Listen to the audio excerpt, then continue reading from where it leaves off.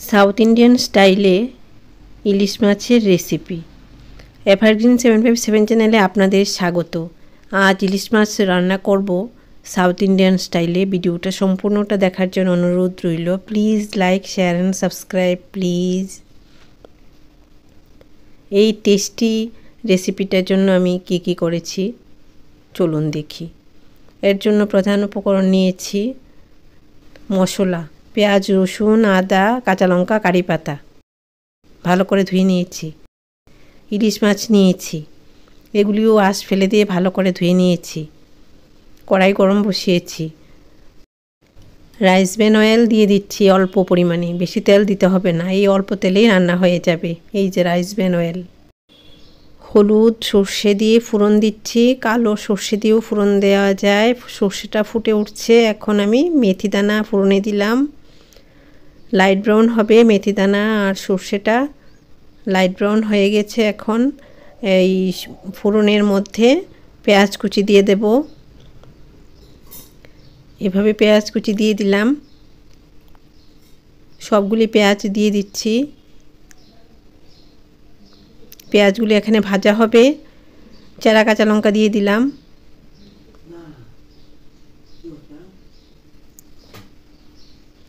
এগুলি নাড়াচাড়া করছি।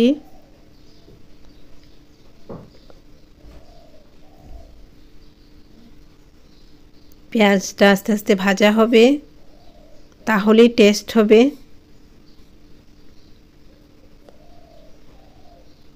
কারি পাতা দিয়ে দিচ্ছি, কারি পাতা না দিলেও হবে, যাদের নেই না দিলেও হবে। আদা বাটা 1 চামচ, রসুন বাটা 1 চামচ, পরিমাণ অনুযায়ী মশলা দিতে হবে। এখন এগুলি সব একত্রে মিশিয়ে নিচ্ছি। ভাজা ভাজা হবে মশলাটা, আদা বাটাটা ও ভাজা হবে। এভাবে মশলাটা ভাজা করে নিচ্ছি। লো টু মিডিয়াম ফ্লেমে আছে। সাউথ ইন্ডিয়ান মশলা দিয়ে ইলিশ মাছ রান্না করব, খুবই ভালো লাগবে।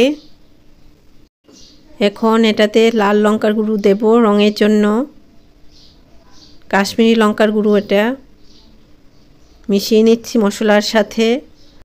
অল্প তেল হলেও খুব সুস্বাদু হবে, আর ইলিশ মাছের তো নিজস্ব তেলও আছে, ব্যালেন্স হয়ে যাবে।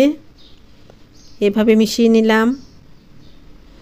এখন এই সময়েও আবার মেথি দানা দিলাম, ভালো লাগবে।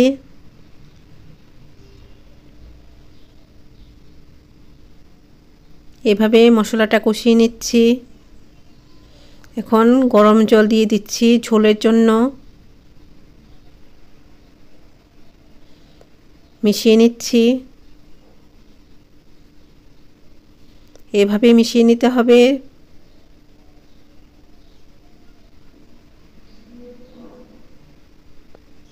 কি সুন্দর দেখাচ্ছে ঝোলটা, মানে গ্রেভিটা। ঝোল দিয়েছি, জল দিয়ে এখন নুন দিলাম পরিমাণ বুঝে। হলুদ দিয়ে দিলাম অল্প পরিমাণে। এভাবে মিশিয়ে নিচ্ছি নুন হলুদ মশলার সাথে।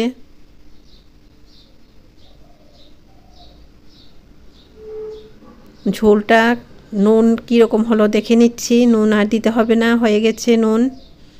এখন ইলিশ মাছগুলি ভাজা না করে এখানে দিয়ে দেব ঝোলের মধ্যে। এখানে মাছগুলি সেদ্ধ হবে। এতেও কিন্তু তেল কম লাগলো।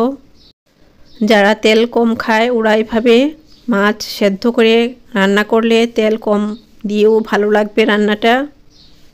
এই ফ্লেমে এরপর লো করে দিয়েছি। মাছগুলি এখন আস্তে আস্তে সেদ্ধ হবে।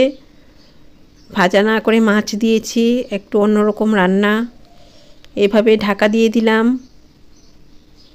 এই ফ্লেমে রান্না হবে। এই যে দেখো কি সুন্দর দেখাচ্ছে, দুর্দান্ত লাগবে, বাচ্চারা খেয়ে খুশি হবে। রান্নাটা হয়ে গেছে, মাছ সেদ্ধ হয়ে গেছে। এখন তেঁতুল দিলাম, বিচি সমেতই দিয়ে দিলাম। এই রান্নাতে তেঁতুল দিলে খুব ভালো লাগবে, অত্যাবশ্যক তেঁতুল দিতেই হবে, তাহলেই টেস্ট হবে। আর তেঁতুলটা তো টক, দারুণ লাগবে। এভাবে মাছ হতে দিতে হবে এই ফ্লেমে। মাছগুলি সেদ্ধ হচ্ছে, ঝোলটাও আস্তে আস্তে অনেকটাই ঘন হয়ে যাবে, মাখো মাখো হবে।